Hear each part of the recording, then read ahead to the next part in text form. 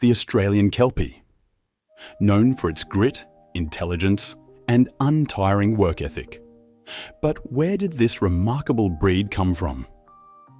The story begins over a century ago. And it's not just about dogs, it's about land, legacy, and the evolution of a working icon.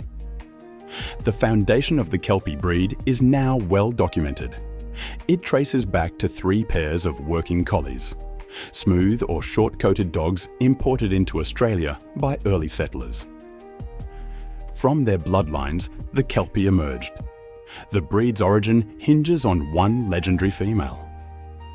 Born from black and tan working collies on George Robertson's Warrock Station, on the Glenelg River in Victoria, this dog would later become known simply as Kelpie. She was given her name by a man named Jack Gleeson, who had worked at the neighbouring Dunrobin station. After leaving Dunrobin, Gleeson took a job at Ballarook Station, where he began training Kelpie on sheep. Her natural instinct was undeniable. As Gleeson travelled to his next post, North Bolero Station in the Marul district of New South Wales, he crossed paths with an old friend, Mark Tully. Tully gifted Gleeson a black dog named Moss, bred by the Rutherford family at Yarrawong. These dogs had come straight from Scotland, developed over generations to handle tough environments. Soon after arriving at North Bolero, Kelpie was bred to Moss. That litter marked a turning point. The cross produced exceptional working dogs, and word started to spread. Nearby, the owners of Geraldra Station, Elliot and Allen, had brought in their own Scottish imports, Brutus and Jenny, both black and tan. Jenny gave birth to a litter that included 2 red pups and a standout black and tan male named Caesar. Caesar was given to John Rich of Naraya Station, which bordered North Bolero. Naturally, Kelpie was bred to Caesar. One of the pups, a black and tan female, was given to C.T.W. King, who named her after her dam, Kelpie. This second Kelpie made history. At the very first sheepdog trial held at the Forbes Show in New South Wales, she delivered an outstanding performance that cemented the name Kelpie. Originally known as Kelpie's pups, these dogs quickly earned recognition. By the turn of the century, any dog with the look and ability of that line was simply called a Kelpie. Gleeson continued to breed his Kelpie to both Moss and Caesar with great success. Their descendants were widely distributed across the Marul district. One important cross, a female from Caesar and Gleeson's Kelpie, was bred to Caesar's brother Laddie, producing Sally. Mated back to Moss, Sally produced an all-black dog named the Barb, after the racehorse that won the Melbourne Cup.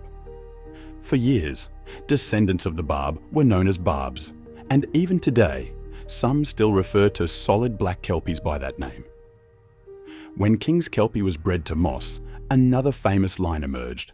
From that litter came Clyde, who sired pups with Gay, a bitch bred by Mr. Willis and acquired by John Quinn.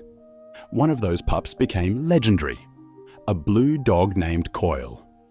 In 1896, Quinn won the first Sydney trial with Gay. 2 years later, he returned and won it again, this time with Coyle, scoring a perfect 200 points. Even more incredible? Coyle made his second run with a broken foreleg. That performance sealed Coyle's legacy, and with it, the Kelpie's reputation. Mr. Quinn stuck to the foundation lines, breeding with purpose until his death in the 1930s.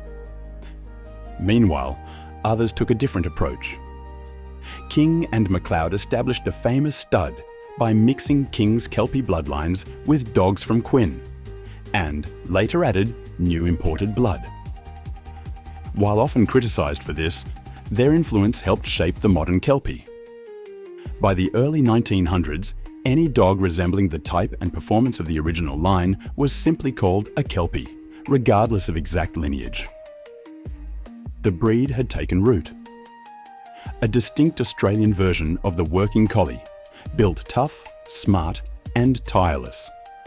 Originally black and tan or black with minimal white, Kelpies became the dog of choice for managing sheep in harsh Australian conditions.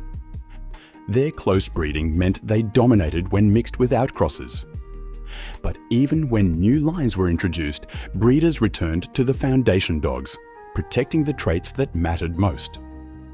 The modern working Kelpie descends directly from those 1870s pioneers, short-coated, prick-eared, and born to cover massive terrain under grueling conditions.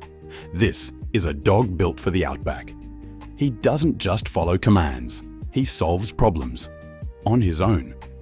For hours, with no water, managing thousands of sheep with sharp instinct and sheer will. Unlike the modern border collie, who often claps and goes flat, the Kelpie prefers to manage stock upright or in a crouch. Always ready, always engaged. The Kelpie isn't just a dog, it's a legacy, a living symbol of Australia's pastoral heart. And it all started with a little black and tan pup from Warrock Station, named Kelpie.